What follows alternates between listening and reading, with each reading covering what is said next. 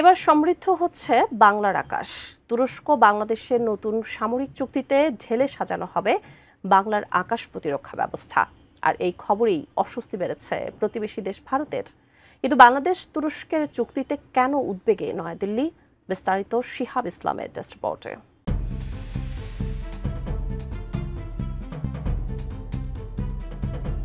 বিশ্ব রাজনীতির গতি প্রকৃতি বদলে দিতে পারে সম্প্রতি এমনই একটি খবর এসেছে এশিয়া টাইমসে। তুরস্ক এবং বাংলাদেশের মধ্যে একটি নতুন সামরিক চুক্তি কার্যকর হতে চলেছে, যা কেবল দক্ষিণ এশিয়ার সামরিক আকাশ শক্তি পুনর্গঠন করবে না, বরং ভারতের কৌশলগত পরিকল্পনাতেও তৈরি করেছে নতুন অস্বস্তি।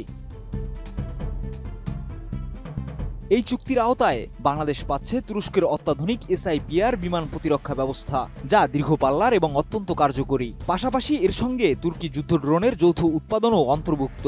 একদিকে এটি যেমন বাংলাদেশের নিরাপত্তা শক্তিশালী করার বড় একটি পদক্ষেপ, অন্যদিকে এটি তেমন তুরস্কের এশিয়া এনওই নীতির অন্যতম বড় সাফল্য।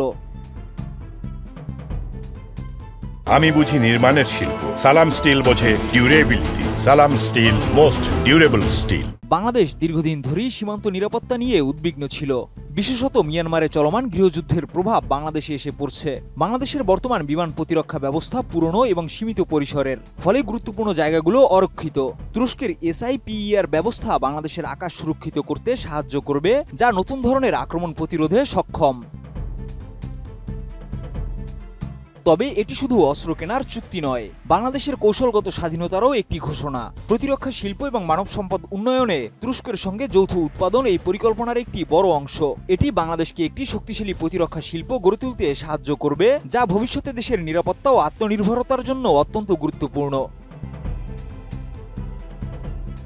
আর তুরস্কের জন্য এটি শুধু একটি বাণিজ্যিক চুক্তি নয়, বরং রাজনৈতিক ও কৌশলগত সাফল্য।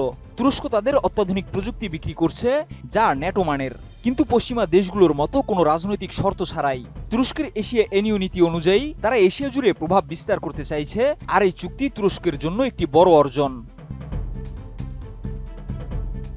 তবে ভারতের জন্য বিষয়টি চরম উদ্বেগের। এই চুক্তির মাধ্যমে বাংলাদেশ এক নতুন সামরিক শক্তির দিকে এগিয়ে যাচ্ছে, যার ফলে ভারতের কৌশলগত পরিকল্পনায় নতুন চ্যালেঞ্জ আসছে। বিশেষত তুরস্কের মতো ন্যাটো সদস্যের দেশ থেকে এমন প্রযুক্তি আসা ভারতের জন্য অস্বস্তিকর। ভারতের সামরিক পরিকল্পনায় এই চুক্তি একটি নতুন অনিশ্চয়তা সৃষ্টি করেছে, যেটি তারা আগে কখনো ভাবেনি। ভারত দীর্ঘদিন ধরে চীনের প্রভাব মোকাবেলা করতে নানা কৌশল অবলম্বন করলেও তুরস্ক থেকে এমন উন্নত প্রযুক্তি আসা তাদের জন্য নতুন চ্যালেঞ্জ।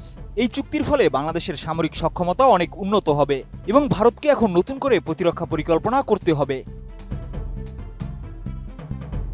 শিহাব ইসলাম, ATN নিউজ।